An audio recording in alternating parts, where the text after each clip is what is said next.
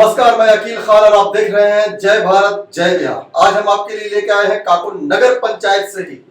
जैसा कि आप सभी को मालूम है कि काको नगर पंचायत में जाम इस कदर लगता है काको के बाजार में कि लोग घंटों इस इंतजार में खड़े रहते हैं कि शायद गाड़ी यहां पर से हटे तो हमारी गाड़ी पास हो। जैसा कि आप नजारा देख रहे हैं कि दोनों तरफ सब्जी की दुकानें लगी हैं, उसके आगे दुकानें लगी हैं, उसके बाद उसी में ट्रक जा रहा है, उसी में गाड़ियां जा रही हैं, तो लोग फंसते हुए रह जाते हैं। और गर्मी तो इस कदर है कि लोगों की बारात निकलने को आई है। ऐसे में अगर नगर पंचायत का ध्यान काको बाजार पे नहीं है तो और कहां हो सकता है। वहीं से कार्यपालक पदाधिकारी भी पार करती हैं, वहीं से चेयरमैन भी पार करते हैं, वहीं से एसपी हो, डीएम हो या फिर थाना प्रभारी हो, सारे लोग पार करते हैं। और सारे लोग यही एक बात कहते हैं कि काको बाजार में बहुत जाम लगता है, मगर इसका निदान कोई नहीं कर सकता है। जब हमारी बात उच्च अधिकारियों से होती है तो वो मुझे यही कहते हैं कि हम इसकी जगह चिन्हित कर रहे हैं, जैसे ही जगह चिन्हित हो जाएगी यहाँ पर से दुकानें हटा दी जाएंगी और पता नहीं वो दिन कब आएगा और पब्लिक कब ये फ्री महसूस करेगी कि यहाँ पर जाम ना लगे। जिस तरह से जाम लग रहा है, लोगों ने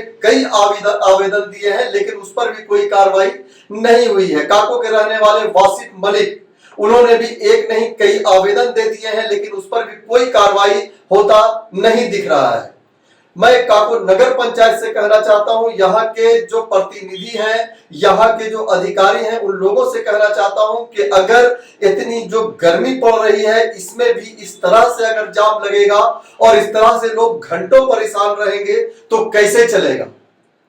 जैसा कि आप देख रहे हैं कि जिस तरह का जाम लगा हुआ है, और सबसे बड़ी बात कि लोग जो दुकान लगाते हैं उनका दुकान कई फीट अंदर होता है और उनके जो सामान होते हैं वो बिल्कुल रोड पर होते हैं। जैसा कि आपको हम दिखा रहे हैं, वो अपनी दुकान को छोड़कर बढ़ाने के लिए रोड तक अपना सामान लेकर खड़ा कर देते हैं। क्या इस पे ध्यान काको नगर पंचायत का नहीं जाता? वो प्लास्टिक के लिए रेड मारते हैं कि पन्नी कहाँ है, और इसके लिए रेड नहीं मार सकते हैं कि सामान आपकी दुकान वहां है और यहां तक लाकर आप रोड जाम किए हुए हो। अगर किसी को गाड़ी भी लगाना हो तो वो रोड पे ही खड़ा करेगा। क्यों? क्योंकि दुकान वहां है और उसने पूरा रोड कब्जा कर रखा है।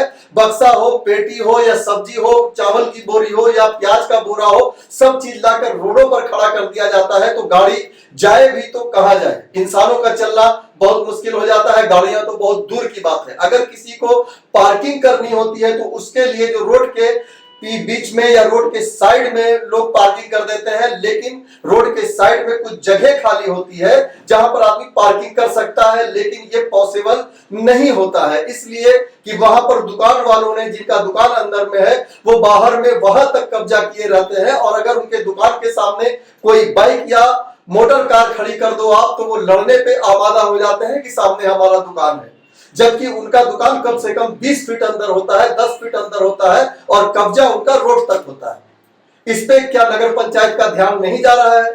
अगर नगर पंचायत सिर्फ इस पर ध्यान दे दे तो शायद काको मंदिर से लेकर काको बाजार तक में अगर सिर्फ इस पे ध्यान दिया जाए कि रोड पर जिन लोगों के सामान रखे हुए हैं वो अंदर रखें, जिनकी दुकान की हद जहां तक है वहीं तक रखें। अभी तो जिला परिषद की तरफ से टेम्पू का हो गया या फिर दुकानों का हो गया, जो फुटपाथ पे लगा रहे हैं उनकी रसीद काटी जा रही है।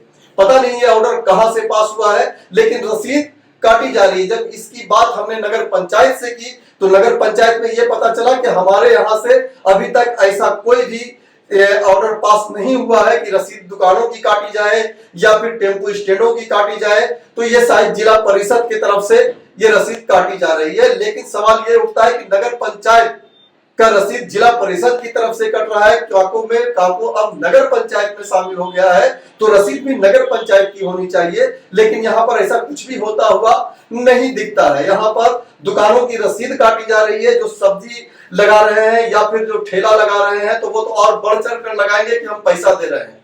तो जैसा कि आप नजारा देख रहे हैं, इसी तरह का नजारा काको बाजार में है।